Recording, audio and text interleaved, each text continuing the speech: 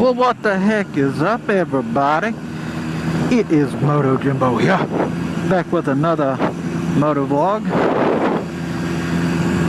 So how the heck is everybody? I hope you enjoyed my Twin Peaks moto vlog. I'm feeling my creative juices coming back to me, and I feel like moto vlogging more.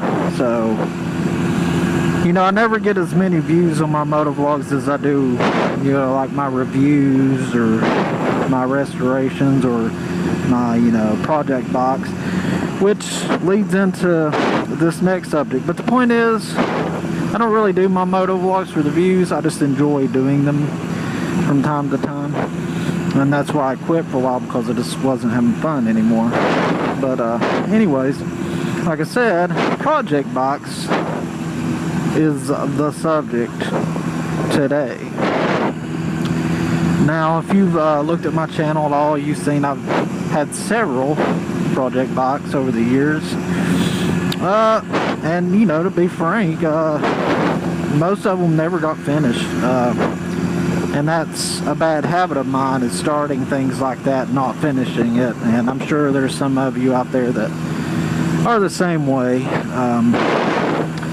But I've come to realize I still want those things. I still want project bikes.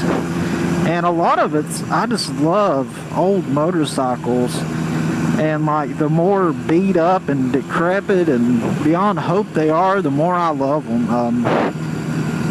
And I just like to have them, to be honest. I like looking at them. I like studying them a little bit. Even if I never fix them, I like them. Because it kills me to see an old motorcycle just sitting out in the field, rotting to nothing. Because I love motorcycles. I love the looks of bikes. You know, they're works of art to me, to sound kind of sappy and stupid. And I don't feel that way about old cars and trucks. I can see them out in the field and just be like, whatever, you know.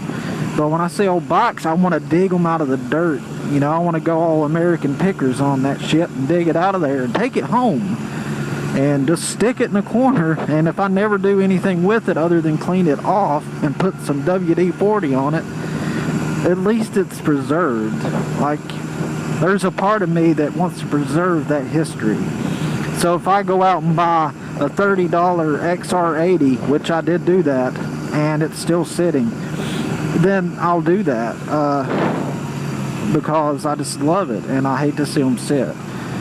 Will I ever get that XR80 fixed? If you follow my Instagram, I dug it back out of the barn today, and I cleaned it back up. I will probably try to work on it some. Whether I'll get it finished, I don't know. I've got everything back in it at this point. I just need to order a seal and put some oil back in it and try to crank it up.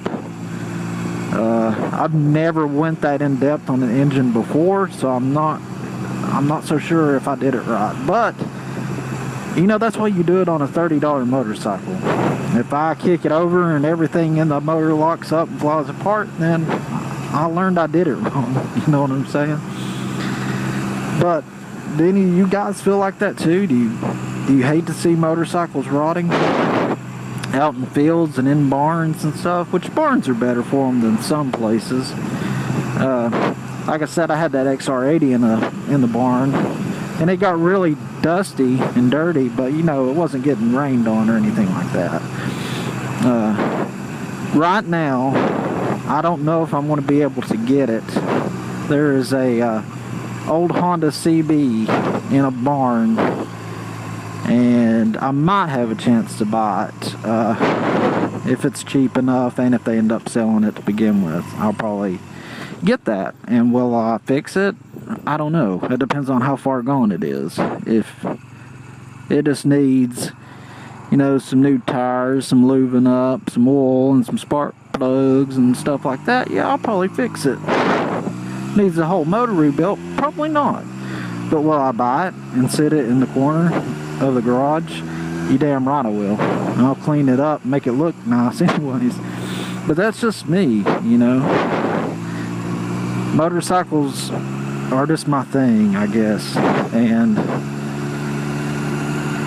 to a lot of people's annoyance, I'm sure, but they're just my thing.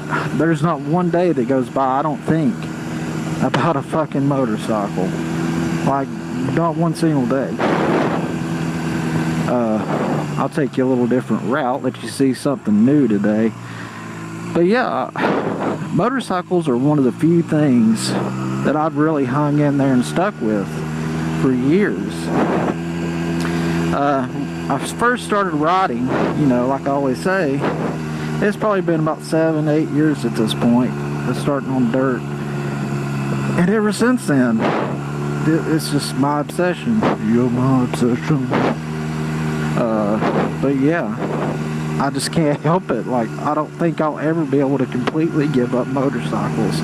It never goes away. It never dulls. Like, you know, there's a lot of things in life you get into, and after a little while, you know, you kind of lose some of that interest, get bored, but it never happens. And I just love all kinds of motorcycles, like any kind of motorcycle. I'm ready. I like just, oh, that's interesting. Let me look at it. Let me study it, you know. But anyways, project bikes, yeah. If you can get them cheap enough, even if you don't have the intent to fix them and you just love that bike, what's wrong with that, you know? One day you might have one of the few of those bikes left because the rest of them are gone to scrap yards, rotted away, you know, and, you know, that would just, to me, be a sad situation. Oh, there's no more of these bikes. But that's just me, I guess. Well, I know it's not just me. I know there's more people into bikes like that. But,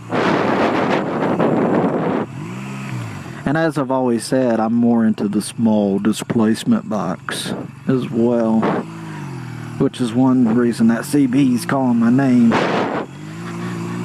It's one of the smaller displacement ones. Now, I don't know exactly the size of it because I can't get in there to it, and it's got some wood leaned up against it, so I can't see the motor.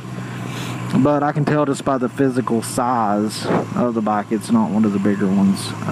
But I'm not exactly sure which one it is, so I don't want to say for sure.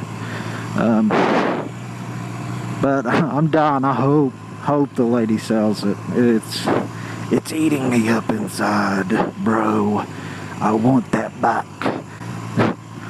I want to hoard that bike, stick it in the corner, and wipe it with a cloth and look at it and wish I had the mechanical skills to make it run. Or the wallet to make it run, for that matter, because some of those vintage bikes will cost you a fortune to get running correctly. My old TX 500 is a perfect example of that. I got rid of it because I couldn't afford to fix the damn thing, because parts were so rare, so hard to find. Like, it was just ridiculous. Like, to fix a bike like that, you've got to really have something for that model. Like, maybe that was your first bike back in the day, and you want another one so bad you'll pour money into it to get it working. And I guess saying I can't afford to get it working again was not the right choice of words. I wasn't willing to put that much money in the bike to get it running again. So I ended up selling it to someone that wanted the father-son project, and you know, I told him the bike's rare as hell and the parts are really expensive. I was like, I'm not sure this would be the best one for you. But his son really wanted it. He was about 14. So what are you going to do? I sold it to him. But I gave it to them for what I got it for, so they're not really in it that deep, so who cares? If they give up on it, then, you know, they're only out a little bit of money.